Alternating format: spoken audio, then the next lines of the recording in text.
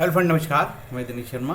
आज आपको गुरु के लग्न भाव फल बताऊंगा। जुपिटर इन लग्न भाव। ठीक है, अब ये वीडियो बताने के लिए काफ़ी ये टेक्निकल और थोड़ा कठिन वीडियो है।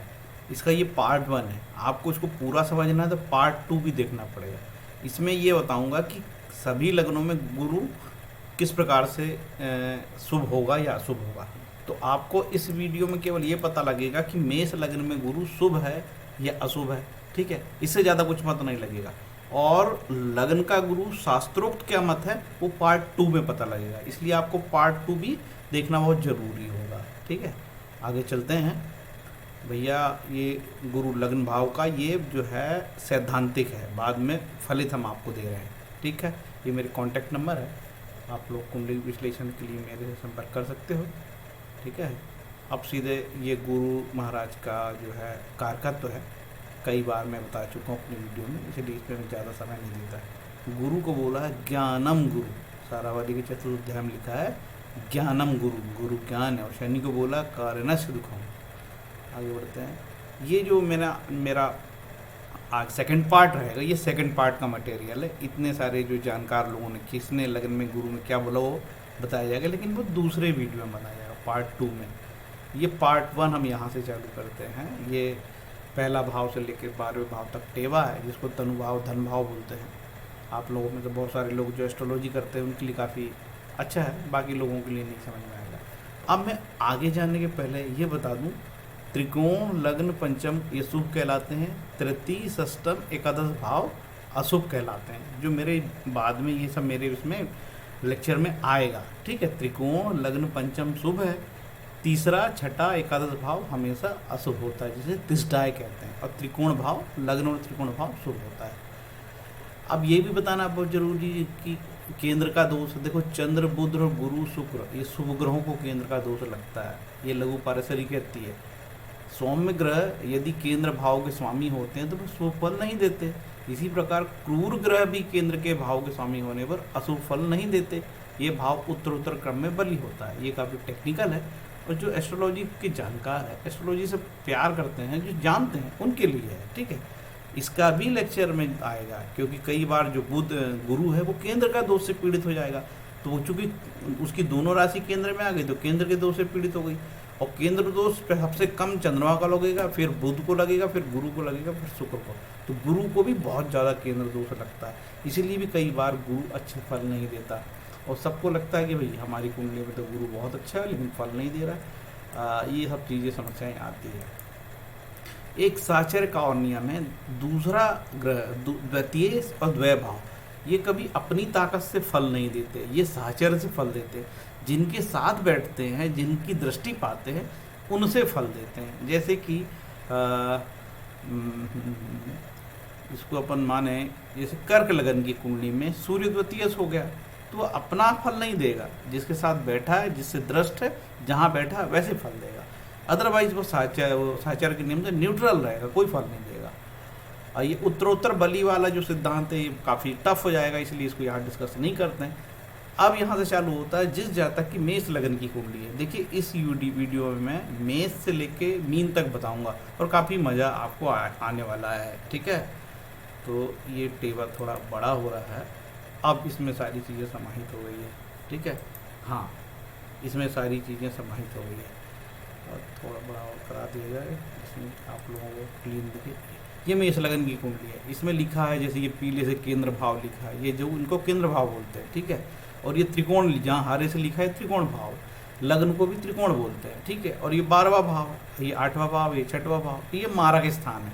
ये दो जो है ये लाल मारक स्थान है और ये मारक स्थान। ठीक है, और ये जो सर्कल है ये मारक स्थान की साइन पहचान के लिए सर्कल मैंने बनाया है। ठीक है, अब आपका मेष लग्न है और बोलते हो साहब मेरा मेष लग्न है, आप जानना चाहते हो मेरा गुरु कैसे फल देगा। सबसे पहले ये जानना कि मेष लग्न में गुरु क्या होता है। मेष लग्न में गुरु नवमेष होके अति शुभ होता है और 12वां होके अशुभ होता है। तो क्या फल देगा भैया, मैंने पहले ही बताया था कि 12वां भाव तो साहचर्य से फल देता है। ठीक है, तो यदि गुरु लग्न में बैठा तो किसके फल देगा, सबसे पहले ये नवमेष के फल देगा। इसका मतलब ये हुआ कि मेष लग्न की कुंडली वालों के लिए गुरु अति शुभ है। ये अब आपकी कुंडली में डिपेंड करता है कि वो कहाँ बैठा है, किसके साथ बैठा है, किससे दृष्ट है, और मित्र की राशि में बैठा है। ठीक है, मंगल उसकी मित्र की राशि है, तो मेष लगन के लिए गुरु शुभ कहलाएगा। यदि वो 12वां बैठ जाता है तो वो चीज़ें फिर अपने आप परिवर्तित होगी। ठीक है, लेकिन फाइनल हम ये कह सकते हैं कि मेष लगन के लिए गुरु शुभ होता है। वृषभ राशि वालों के लिए गुरु अष्टमेश होता है। ठीक है, ये अष्टम का स्वामी हो गया, अष्टम का स्वामी हो गया तो बहुत अशुभ हो गया यार, सबसे बुरा हो गया। और क्या हो गया, ये भैया 12वें स्थान का स्वामी हो गया, और ये उपचय त्रिष्ठाय बोलते हैं, ये भी बहुत खराब हो गया। और कहाँ बैठ गया साहब, ये तो गुरु की राशि यहाँ बैठ गया, वृषभ में बैठ गया लग्न मतलब, और शत्रु राशि में बैठा, क्या देगा, अच्छे फल नहीं देगा।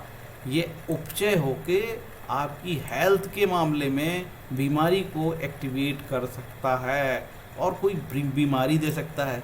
और अष्टमेश का लग्न में बैठना कई मामले में शुभ नहीं माना जाता है। ठीक है, लेकिन ये हमेशा बात सही नहीं होती।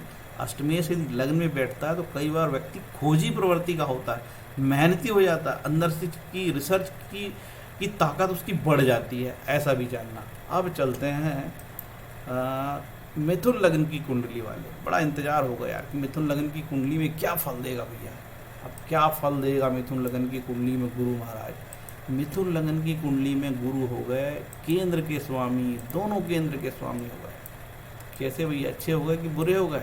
अरे दोनों केंद्र के स्वामी हो गए, और कहीं ये केंद्र में ही बैठे हैं तो केंद्र का दोष लगा कि नहीं। मैंने अभी पहले बताया था आपको कि गुरु को केंद्र का दोष लगता है, तो गुरु को यहाँ केंद्र का दोष लगा। और किसके साथ बैठे हैं, किसकी राशि में बैठे हैं, मिथुन की राशि में बैठते हैं, तो लग्न से इनकी क्या है, दोस्ती नहीं है, सम है, न्यूट्रल है।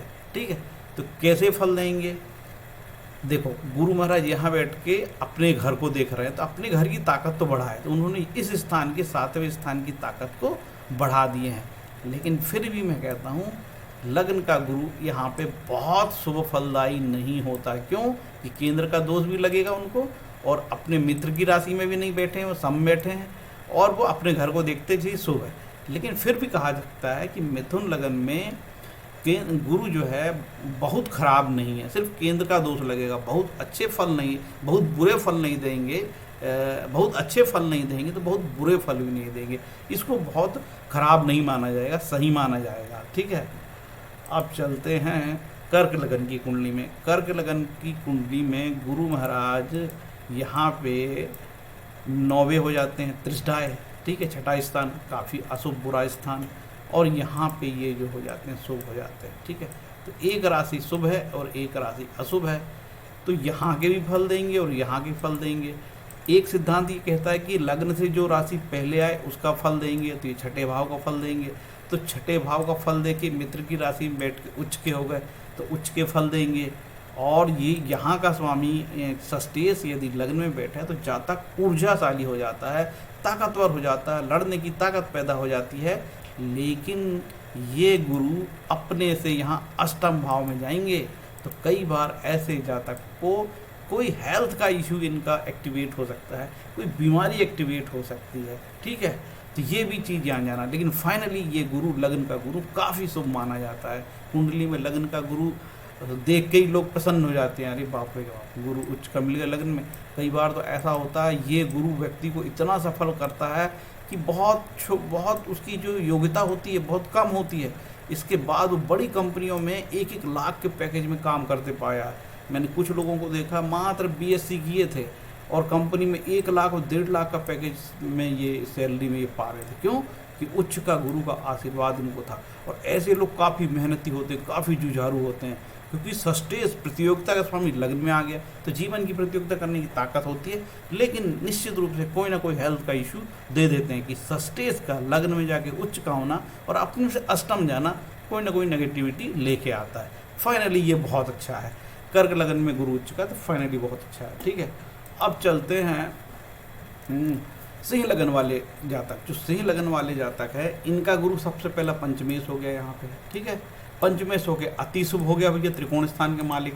अष्टमेश होके अति बुरा हो गया। ठीक है, तो भैया तो दोनों स्थान के मालिक शुभ देंगे। अब ये भी शुभ है, ये शुभ है और ये अशुभ है। सिद्धांत ये कहता है कि जो राशि सबसे पहले आती है, तो ये राशि सबसे पहले आई, ठीक, और त्रिकोण राशि है, तो सबसे पहले गुरु सिंह लगन की कुंडली में क्या फल देगा, शुभ फल देगा। क्यों देगा? लग्न, पंचमेश का लग्न में बैठना अति शुभ कहलाता है। तो और जो सूर्य है इनकी ये शुभ राशि है, ये जो मित्र राशि में बैठे हैं, ठीक है, तो यहाँ पे ये अच्छे फल देंगे। लेकिन ये मत भूलना आपकी ये अष्टमेश है, अष्टमेश होकर यदि प्लानेट लग्न में बैठता है तो इसको काफ़ी हानिकारक माना गया है। कहीं ऐसी बात नहीं आई है कि दो प्लानेट है अपने दोनों भाव के फल देंगे, सबसे पहले यहाँ, सबसे ज़्यादा यहाँ के देंगे, फिर यहाँ के देंगे, ठीक है। तो इसका आपको ध्यान में रखना होगा। फाइनली इसके रिजल्ट, इसके बारे में कहते हैं कि सिंह राशि में लग्न का गुरु पंचमेश होकर बैठने से शुभ कहलाया। अब आगे चलते हैं, अब चलते हैं भैया सिंह कन्या राशि में, ठीक है। अब कन्या राशि में देखो, ये कन्या राशि, कन्या लग्न है, कन्या लग्न है ना, कन्या लग्न वालों की कुंडली है ये। और गुरु महाराज कैसे बैठे हैं यहाँ पे? गुरु महाराज यहाँ पे बैठे हैं केंद्र के स्वामी होके। तो यहाँ पे केंद्र का दोष लगेगा भैया, दो केंद्र के स्वामी हो गए, ठीक है। एक तो 7वां केंद्र और ये 4था केंद्र, तो केंद्र के स्वामी होके पुनः केंद्र में बैठ गए, केंद्र का दोष लगेगा। और तो और बुध की राशि में बैठे हैं, शत्रु राशि में नहीं है, सम राशि में बैठे हैं। तो खैर ये बहुत नेगेटिव तो मैं इसको नहीं बोल सकता, क्योंकि ये गुरु यहाँ बैठ के अपने घर को देखते हैं 7वीं दृष्टि से, पूर्ण दृष्टि देखेंगे तो अपने घर को काफ़ी, पत्नी भाव को, पार्टनर के भाव को काफ़ी बली बना दिए हैं। तो ये पॉजिटिव हो गया। तो ये गुरु को भी बहुत पॉजिटिव नहीं बोला जा सकता, लेकिन बहुत नेगेटिव भी नहीं बोला जा सकता, क्योंकि सम राशि में बैठे हैं, ठीक है। तो ये गुरु को फाइनली मैं बहुत अच्छा नहीं मानूंगा, लेकिन ये 60% ठीक है, क्योंकि केंद्र का दोष गुरु को लग गया। अब इस गुरु को कोई और देख ले, नेगेटिव तत्व देख ले, यहाँ से मंगल देख ले भाई, यहाँ से, ठीक है। ये मंगल महाराज यहाँ से देख ले, तब तो हो गया, या मंगल अष्टमेश हो गया, और अष्टमेश होके मंगल देखा तो हो गया, नेगेटिव हो गया वो गुरु, ठीक है। चीज़ मैं बताना भूल रहा हूँ आप लोगों को कि भाई आप पूछोगे कि साहब फल देगा तो क्या देगा। अब आपके अपनी बुद्धि से लगाना होगा कि यहाँ पे गुरु महाराज त्रिष्टाय है, ठीक है। त्रिष्टाय अशुभ होता है, जो भाई का भाव है, साहस भाव है, और ये रोग ऋण रिपु है, बीमारी का भाव है। तो लोग पूछते हैं कि साहब ये तो आपने बताया नहीं कि फल क्या देगा, अच्छा बुरा तो बता दिया। इसके लिए मेरे अनेकों वीडियो आपको देखने पड़ेंगे कि भाई किस भाव से क्या फल मिलता है, ठीक है। ये तीसरा भाव साहस का भाई है, छोटे भाव का भाई है, कम्युनिकेशन का भाव है, और ये रोग ऋण बीमारी साहस प्रतियोगिता का भाव है। मैं सारी चीज़ें एक साथ बताऊंगा तो ये वीडियो बहुत हो जाएगा लंबा, इसलिए मैं एक आपको ब्रीफ बता रहा हूँ कि पॉजिटिव होगा कि नेगेटिव होगा। बाकी आपको मेरे वीडियो दूसरे मेरे चैनल में जाके देखना पड़ेगा आपको, कि मैंने बहुत सारे वीडियो बनाए किस भाव से क्या फल देता है, इसका आपको ध्यान रखना होगा, ठीक है। तो तुला लग्न की कुंडली में गुरु महाराज त्रिशदाय हैं, ठीक है, त्रिशदाय हैं और षष्ठी डबल त्रिशदाय हैं। बहुत बुरा है इस गुरु, ये गुरु यहाँ पे वाटर लगा देगा, बीमारी भी देगा और पता नहीं क्या क्या करने वाला है ये, ठीक है। बहुत तकलीफ देने वाला है ये गुरु, कोई बहुत अच्छी स्थिति में नहीं है, शत्रु राशि में बैठा है। तो क्या फल देगा? बुरे फल देगा। जैसे ही गुरु की दशा लगेगी, रोग ऋण बीमारी कोर्ट कचहरी सब उलझ जाओगे। आपकी कम्युनिकेशन से रिलेटेड चीज़ें हैं, छोटे भाई से रिलेटेड चीज़ें हैं, और पूरा चीज़ें अब बहुत नेगेटिव हो सकती है, ठीक है। तो ये अच्छा फल नहीं देगा। तुला लग्न के लिए गुरु लग्न में बैठना अशुभ है, शुभ नहीं है, ठीक। अब चलें भाई वृश्चिक लग्न। वृश्चिक लग्न में गुरु महाराज हो जाते हैं मारक, दूसरे स्थान के स्वामी, और ये 12वां पंचम के। तो 12वां स्थान, दूसरा स्थान तो न्यूट्रल स्थान है। ये तो स्वामी ये तो किसी के सहचार से ही फल देते हैं, किसी के सहयोग से फल देते हैं, तो इसको भूल जाओ दूसरे भाव को, ये पकड़ो। ये अति शुभ भाव है भैया पंचमेश, ठीक है, पंचम त्रिकोण है, और पंचम का मालिक यहाँ बैठा, वो भी मित्र राशि मंगल की राशि में। क्या होगा? बहुत शुभ है, ठीक है।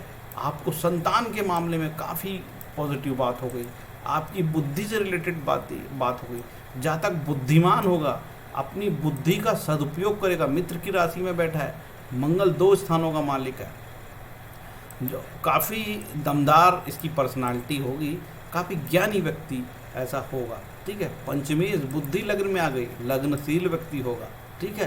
संतान से भी सुख मिलेगा इसको, और बुद्धि से लाभ भी कमाएगा। क्यों? क्योंकि ये लाभेश भी है, धनेश भी है। बुद्धि से लाभ कमाएगा और अपनी पर्सनालिटी को, व्यक्तित्व को आगे बढ़ाएगा। अब आगे चलते हैं धनु लगन की कुंडली, धनु लगन की कुंडली में गुरु तो अपने घर में ही बैठ गया, गुरु यहाँ धनु राशि का ही स्वामी है। और दूसरी जो गुरु महाराज की जो दूसरी ये है, दूसरा भाव, ये चौथा आ गया, तो ये भी केंद्र भाव और ये भी केंद्र भाव, लग गया केंद्र का दोष। गुरु यहाँ अपनी राशि में बैठ गया, केंद्र का दोष लगा, अपनी राशि में बैठा। आपको लगेगा अरे साहब ये तो बहुत शुभ है, गुरु केंद्र में बैठा, लाखों और जातक तत्वों में लिखा है कि गुरु यदि लग्न में बैठे तो लाखों दोष कुंडली के खत्म हो जाते हैं, वो भी सही है।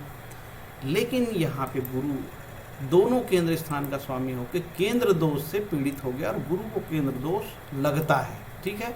लेकिन सिर्फ केंद्र का दोष ही लगा, फलों में थोड़ी कमी आई, लेकिन ये अच्छी स्थिति आ गई, बहुत शुभ है, तो ये गुरु भी अच्छा माना जाएगा, ठीक है। क्या फल देगा? चौथे स्थान के फल देगा और लग्न के फल देगा। चौथा स्थान सुख है, वाहन सुख है, सभी प्रकार के सुख है, जमीन जायदाद घर माता जी सब बहुत कारगर, बताना बहुत कठिन होता है, बहुत है कारगर, शुभ है। लेकिन मकर राशि, मकर राशि में गुरु महाराज देखो त्रिजडाय के मालिक होकर यहाँ अशुभ हो गए और एक भाव हो गया ये बुरा, करेला और नीम चढ़ा, बुरे से और बुरा। एक तो ये ऐसे बुरा भाव है और ये बुरा भाव, ये तो खैर बार बार न्यूट्रल होता है, लेकिन ये तो एक्टिवेट भाव है। तीसरा स्वामी उपचय है, ये कोई शुभ नहीं कहलाता। आपको भले ही लगता होगा साहस है, भाई है, लेकिन ये प्लानेट मकर राशि में आके यहाँ पे नीच का हो गया, तो नीच का गुरु लग्न में बहुत अच्छा नहीं कहलाएगा और जातक की पर्सनालिटी को डेंट करेगा, जातक झूठ बोल सकता है, कोई जातक में नैतिकता नहीं होगी और दुष्ट प्रवृत्ति का भी हो सकता है, किसी भी प्रकार के लाभ कमा सकता है। ऐसे व्यक्तियों के साथ एक और विशेषता है, मकर लगन का गुरु भैया उसको धन कमाने के मामले में बहुत माहिर बनाता है, क्योंकि जिसकी नैतिकता खत्म हो जाती है ना, फिर वो ये नहीं देखता कि धन कहाँ से आ रहा है, भैया आने दे आने दे आने दे, वो आला रहता है। तो ये प्लानेट बहुत ख़राब हो गया है, ठीक है। लेकिन धन कमाने के मामले में ये बहुत अच्छा हो गया है, ठीक है, कोई डर नहीं कहाँ से धन आ रहा, आने दे भाई, ठीक है। लेकिन प्लानेट नेगेटिव हो गया है, ठीक। क्या फल देगा? ये यहाँ की जो नेगेटिविटी है, आपका छोटा भाई काफ़ी कमज़ोर हो सकता है, ठीक है, आपकी कम्युनिकेशन स्किल काफ़ी कमज़ोर हो सकती है, ट्रैवलिंग में आपको घाटा हो सकता है, एक्सीडेंट हो सकता है, और जो कि संचार है, कम्युनिकेशन की ताकत है आपकी बहुत कमज़ोर हो सकती है। जो आपका मनोबल है वो काफ़ी कमज़ोर हो सकता है, या मनोबल आपकी नेगेटिविटी में बहुत ज़्यादा बढ़ सकता है। गंदगी में, गंदी बात करने में आप बहुत माहिर हो सकते हो और अच्छी बात करने में पिछड़ जाओगे तो समाज में काफ़ी नेगेटिविटी आपको मिलेगी और काफ़ी बदनाम किस्म के व्यक्ति आप होंगे। अब चलते हैं यहाँ, ठीक है। अब देखते हैं हम लग्न में कुंभ लगन की कुंडली। कुंभ लगन की कुंडली में गुरु महाराज यहाँ पे न्यूट्रल हो गए, 12वें भाव दूसरे भाव में, है ना, और ये उपचय हो गए। ये उपचय भी सबसे खराब उपचय माना जाता है ये, ठीक है। अब बैठे कहाँ, एक बुरी ये लाभ भाव बोलते हैं लोग, लेकिन ये उपचय है। यहाँ का जो शत्रु है उपचय, समस्त प्रकार के गेन लग्न में आ गया, गेन का मालिक, लेकिन वो कहाँ आ गया, शत्रु की राशि में आ गया और ये धन भाव का होके आ गया। तो क्या फल देगा? ये जो लाभ है, ये लाभ की कमी कर दिया यहाँ पे, ठीक है। लाभ नहीं मिलेगा, बड़ों से प्यार नहीं मिलेगा, बड़े भाई से शत्रुता का व्यवहार होगा, बड़ों के आशीर्वाद नहीं होंगे, बड़े जो जिनको आप बहुत बॉस मानते हो वही आपको निपटा देंगे, चीटिंग करेंगे, आपके साथ छल कपट करेंगे, ठीक है। तो ये गुरु यहाँ पे बहुत पॉजिटिव नहीं हुआ, नेगेटिव हो गया है, इसका ध्यान रखना, अच्छे फल नहीं देगा, ठीक है। और कुटुंब से, अब चूँकि ये कैसे फल देगा, ये देगा इससे रिलेटेड, तो कुटुंब के लाभ में भी कमी करेगा। अब मीन भी खुद की राशि में बैठे गुरु महाराज, क्या दिक्कत है? अपनी राशि में बैठे हैं, अपने घर में बैठे हैं, लग गया केंद्र का दोष, 2 केंद्र के स्वामी हो गए, केंद्र का दोष लगेगा भैया, ठीक है। गुरु महाराज यहाँ अच्छी स्थिति में आ गए, ठीक है, लेकिन केंद्र का दोष लगेगा। आप बोलोगे ये बहुत अच्छा फल देंगे, तो नहीं देंगे। तो कई बार तो ऐसा होता है कि चारों भाव की दग्ध राशि होती है और दग्ध राशि में बैठे ग्रह अपने फल खो देते हैं और अच्छे फल नहीं देते। ऐसे हमने अनेकों कुंडली देखी है, ठीक है। तो ये हमारा जो है लगभग 20 मिनट का वीडियो ऐसे बना कि किस राशि में गुरु महाराज कैसे फल देंगे, और बड़ी बारीकी से और बड़ी सफाई से हमने ये पावर पॉइंट में प्रोग्राम बनाया है, और बहुत कम जानकार लोगों को भी पता लग जाएगा यार त्रिकोण शुभ फल देते हैं, ये त्रिकोण है, ये भी केंद्र को भी त्रिकोण मानते हैं, ये 12वां अशुभ है, ये 8वां अशुभ भाव है, 6वां अशुभ भाव है, और ये तीसरा, 6ठा और 11वां भाव भी अशुभ है। ठीक है, बाकी भाव केंद्र के और त्रिकोण के शुभ है। सबसे शुभ होता है 9वां भाव, और इसके बाद होता है सबसे शुभ होता है फिर लग्न शुभ, लग्न के बाद दूसरा उत्तरोत्तर सबसे ज़्यादा शुभ पंचम, और पंचम से उत्तरोत्तर बलि 9वां भाव, इससे ज़्यादा शुभ कोई नहीं। और केंद्र में सबसे 10वां सबसे शुभ होता है। 9वें और 10वें का केंद्र का यदि संयोग होता है, राजयोग होता है। ये जो है, ये हमने 20 मिनट का वीडियो ये बताया कि गुरु लग्न भाव में कैसे फल देगा। तो हमने तो उसकी प्लेसमेंट के अनुरूप बताया कि वो अच्छा था या बुरा था। अब शास्त्रोक्त क्या मत है वो पार्ट 2 वाले वीडियो में बताऊंगा कि गुरु लग्न में कैसे फल देगा। फ्रेंड्स, ये वीडियो आपको कैसा लगा? यदि अच्छा लगा हो तो आप कमेंट करके ज़रूर बताएं, क्योंकि वीडियो बनाने वाला भी एक इंसान है, और निश्चित रूप से कमेंट उसको अच्छे भी लगते हैं, और जो बुरे कमेंट होते हैं उससे सीखने को भी मिलता है यार कि हमने कहाँ क्या बोलचाल में गलती कर गए। और जो लड़के लर्नर हैं, एस्ट्रोलॉजी सीख रहे हैं, उनके लिए तो काफ़ी ही मददगार ये वीडियो हो जाएगा, क्योंकि इस प्रकार की जो टेक्निक से कोई वीडियो बनाने वाले बहुत कम लोग हैं, और काफ़ी मेहनत लगती है यार। यूट्यूब से कोई पैसे वैसे मिलते नहीं हैं, आपको बता दूँ सही। पैसे तो एस्ट्रोलॉजर कैसे कमाता, कोई व्यक्ति हमसे टेवा दिखवाएगा, उसकी फ़ी मिलेगी वही। एस्ट्रोलॉजी यूट्यूब से बहुत कम पैसा मिलता है, नाम मात्र का पैसा मिलता है। कुछ लोगों को लगता है कि व्यूज़ से पैसे मिलते होगा, या कुछ लोगों को लगता है सब्सक्राइबर से पैसे मिलता होगा। ऐसा नहीं होता मेरा भाई, ठीक है। 1 लाख लोग भी सब्सक्राइब करें तो कोई पैसा नहीं मिलता है। टेवा जो दिखाते उसी से पैसा मिलता है। बहुत लोगों को कन्फ्यूज़न रहती है कि कोई वीडियो को इन्होंने 50,000 व्यूअर हो गए, सब्सक्राइबर हो गए तो इनको बहुत पैसा मिलता होगा। ऐसा नहीं है, ठीक है। तो ये चीज़ भी क्लियर करना ज़रूरी था। तो उम्मीद है कि ये वीडियो आप लोगों को अच्छा लगेगा, पसंद आएगा। यदि अच्छा लगे तो लाइक, कमेंट, शेयर करने में किसी प्रकार की धन हानि आपकी नहीं है। हरे कृष्ण।